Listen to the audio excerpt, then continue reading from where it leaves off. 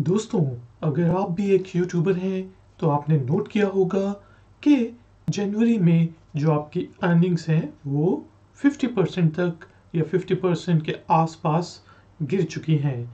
जैसे ही 1 जनवरी शुरू हुआ तो वो जो आपकी अर्निंग्स हो रही थी वो एकदम नोज डाइव हो गई हैं।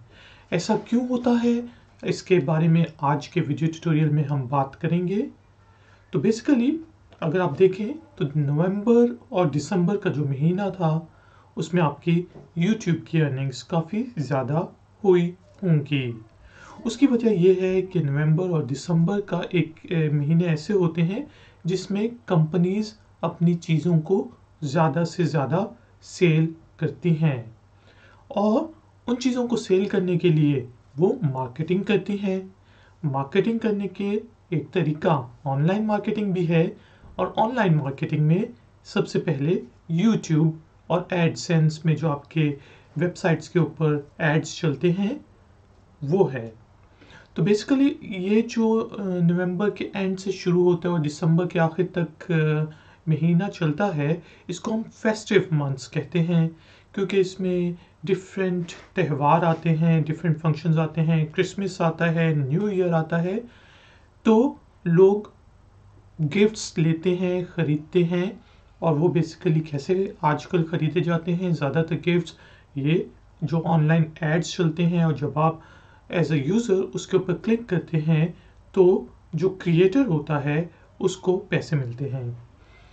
और बेसिकली फेस्टिव मंथ्स जो होते हैं, जिस तरह कोई भी नया त्यौहार करीब आता है, जिस तरह ईस्टर करीब आ रहा हो, होली करीब आ रहा हो, ईद करीब आ रही हो, डिपेंड करता है कि आपकी ऑडियंस कहाँ पे है।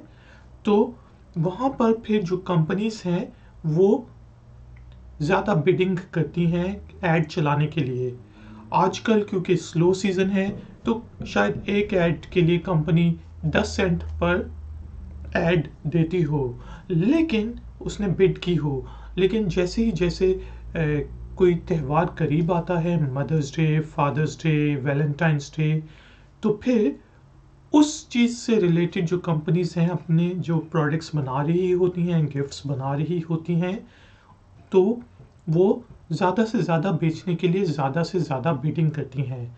और जब वो ज़्यादा से ज़्यादा बिडिंग करती हैं तो आपको एज अ यूट्यूबर जो आपके ऐड चल रहा होता है वीडियोस के ऊपर, और अगर कोई उसके ऊपर क्लिक करता है तो वो उस बिड के लिहाज से आपको क्या होता है, पैसे मिलते हैं।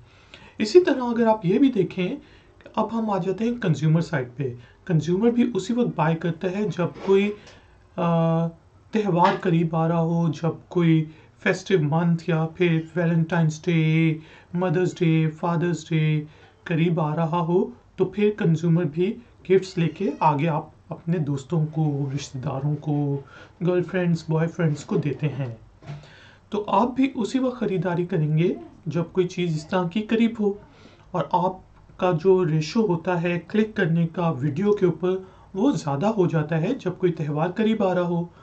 तो अगर एज अ यूट्यूबर मैं वीडियो अपलोड करता हूँ और मेरी वीडियो के ऊपर बिडिंग ज़्यादा होती है, लोग ज़्यादा क्लिक करते हैं, तो मेरी अर्निंग्स ऊपर चली जाती हैं।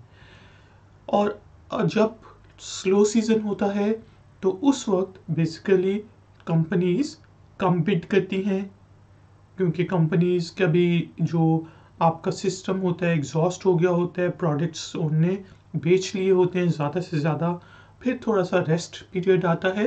तो आजकल बेसिकली वो रेस्ट पीरियड है।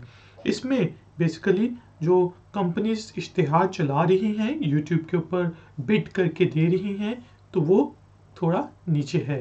इसी वजह से अगर आपके क्लिक्स कम नहीं भी हुए तो आपका जो पहले एक इश्तिहार पे लेट सपोज आपको 5 सेंट मिलते थे, अब एक इश्तिहार पे शायद आपको 1 सेंट मिल रहा हो क्लिक के ऊपर, तो उसकी वजह से आपकी अर्निंग्स काफ़ी कम हो गई होंगी। लेकिन ये चलता रहता है। अगर आप नए यूट्यूबर हैं तो इससे आप डिसहार्ट ना हों, क्योंकि आगे और भी त्यौहार आने लगे हैं।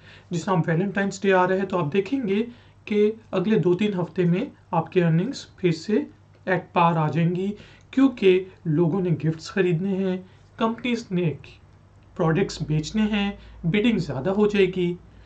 और बेसिकली एक मैं आपको मशवरा देना चाहूँगा कि एज अ यूट्यूबर आप प्लान करके रखें कि आपने ज़्यादा वीडियोस कब अपलोड करनी है।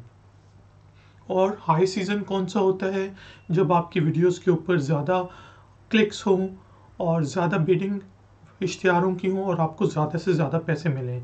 तो आपने अगर कोई वेकेशंस भी लेनी है तो आप वेकेशंस उस वक्त लें जब अगर आप परमानेंट यूट्यूब के ऊपर काम करते हैं तो जब बेसिकली बिडिंग लेवल लो हो, लोग कम खरीदते हों, कोई बहुत बड़ा महीना गुजर चुका हो, जैसा नवंबर और दिसंबर बहुत अच्छे महीने होते हैं और उसके बाद जनवरी थोड़ा सा स्लो महीना होता है। तो अगर आपने ब्रेक लेनी हो तो आप जनवरी में ले सकते हैं। इसी तरह वैलेंटाइंस डे के बाद आप थोड़े दिन के लिए ब्रेक ले सकते हैं। मदर्स डे, फादर्स डे और इस तरह बहुत सी चीज़ें हैं, वो आप नोट कर लें। आपके ऑडियंस कहाँ से आती है ज़्यादा, अगर वो इंडिया से आती है, आप होली का त्यौहार और इस तरह डिफरेंट त्योहारों के करीब ले लें। ईद के त्यौहार के बाद आप ब्रेक लें।